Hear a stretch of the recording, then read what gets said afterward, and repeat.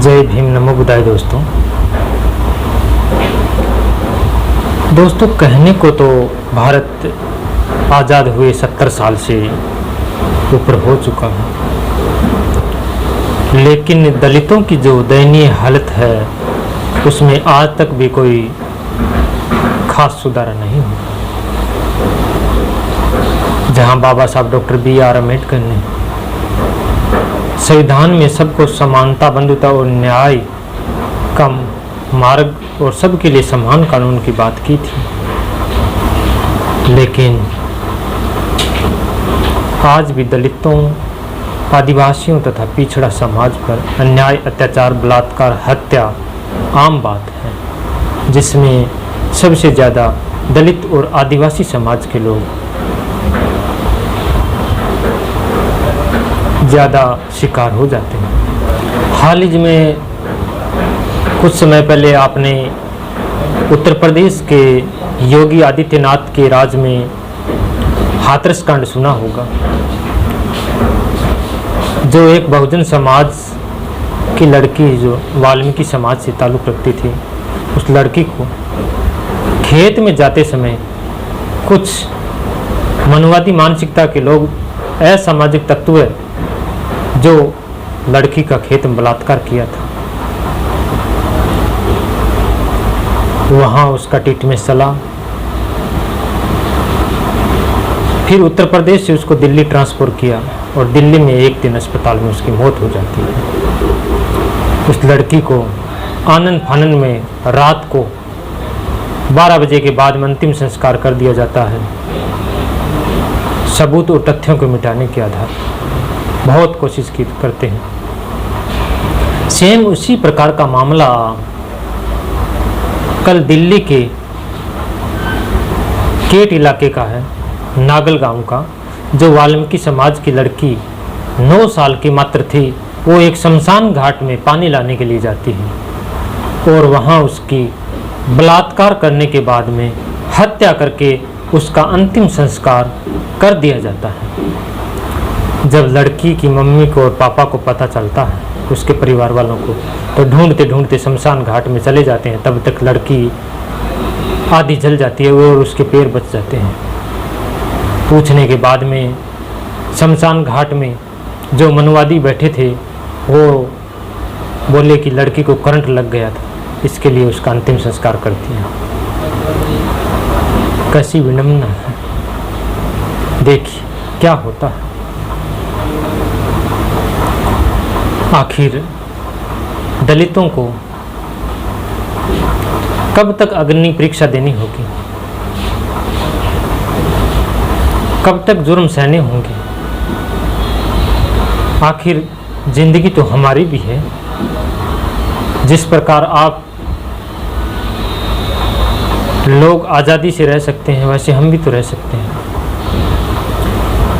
जब बहुजन समाज के लोग किसी भी लोगों को परेशान नहीं करते हैं, तो फिर दलितों पर अन्याय और अत्याचार, हत्या बिना वजह क्यों होती है। लड़की का क्या दोष था? लड़की एक गरीब परिवार से थी,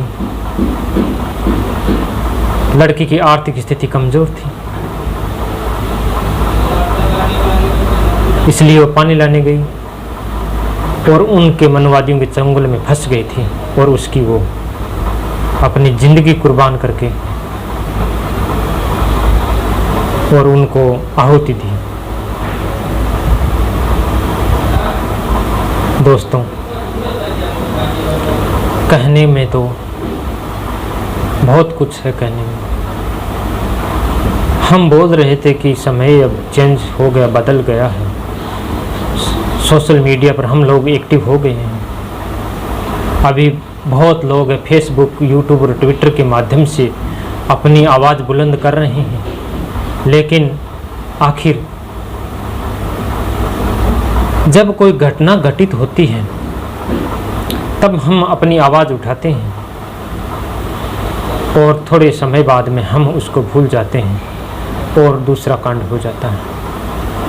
आखिर सरकार जो मुख्यमंत्री और प्रधानमंत्री के पद पर आसीन होते हुए दलितों पर अत्याचार और अन्याय नहीं रोक सकती, तो उससे मुख्यमंत्री और प्रधानमंत्री रहने का क्या मतलब है? आखिर क्यों नहीं उन लोगों के अंदर खौफ है कि उन पे हम दलितों और आदिवासियों तथा पिछड़ा समाज पर हम अन्याय अत्याचार करें तो हम पर भी कानूनी कार्रवाई हो सकती है? क्यों अंदर उसके खौफ नहीं है? कभी घोड़ी पे उतार दिया जाता है, कभी मूंछें लंबी रखने पे मूंछें काट दिया जाता है। पीछे उत्तर प्रदेश में भी एक मामला दूसरा आया था कि लड़की दूसरी जाति के होने के कारण उसको अपनी जान की कुर्बानी देनी पड़ी थी लड़के को शादी होने के बाद में। तो ये सब क्या है? एमपी में 4 आदिवासियों को एक ही परिवार को काट काट के अंदर दफना दिया था। तो हर दिन, अभी थोड़े दिन पहले राजस्थान के अंदर भी एक कांड सुना होगा कि दलितों की जो शमशान घाट है उस पर छड़ियाँ मार रहे थे, बोले बारिश हो जाए। आदिवासी समाज के जो आवागढ़ किला है उस पर भगवा झंडा फहरा दिया और पहले वाले को उतार दिया। आखिर कब तक ये होता रहेगा? सरकार से हमें अनुरोध है, आशा है कि समय रहते हुए इन लोगों पर लगाम लगाए जाके, ताकि दलितों का भी विश्वास हो सके आप पर कि हाँ सरकार कुछ कर रही है। राजस्थान का तो हाल सबसे ज़्यादा ख़राब है। जब से अशोक गहलोत की सरकार आई है राजस्थान में कांग्रेस की, तब से राजस्थान का हालात बहुत खतरनाक हो गया है। दिन प्रतिदिन दलितों पर अन्याय, अत्याचार, बलात्कार, हत्या होती रहती है। और अशोक गहलोत अपने विधायकों को होटल में ठहराने, उन्हें खाने की व्यवस्था करने में बैठा है अपनी सरकार बचाने के चक्कर में। सरकार 2 गुटों में बटी है तो जनता के कौन देख रहा है? सचिन पायलट खेमा और अशोक गहलोत का खेमा अलग अलग हो रहा है। राहुल गांधी, सोनिया गांधी हस्तक्षेप करके अजय माकन कर रहे हैं। हर दिन राजस्थान अभी पिछड़ता जा रहा है। जब से अशोक गहलोत सरकार आई है, अशोक गहलोत के जो विकास के नाम से आई थी वो सारे कार्य ठप पड़े हैं। आखिर कब तक ये सब चलता रहेगा? यदि उनको नहीं चलाना है सरकार तो इस्तीफा क्यों नहीं दे देते? कम से कम राजस्थान वाली तो इसकी सज़ा नहीं भुगतेंगे।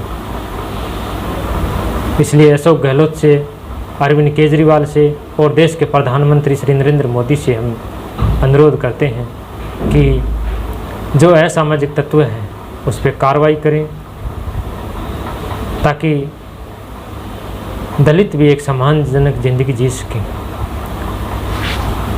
जय भीम, नमो बुद्धाय। दोस्तों, मेरा वीडियो कैसा लगा? लाइक, कमेंट और शेयर कीजिए। यदि मेरे चैनल को अभी तक आपने सब्सक्राइब नहीं किया है तो प्लीज़ मेरे चैनल को सब्सक्राइब कीजिएगा। धन्यवाद। आपका मंगल हो।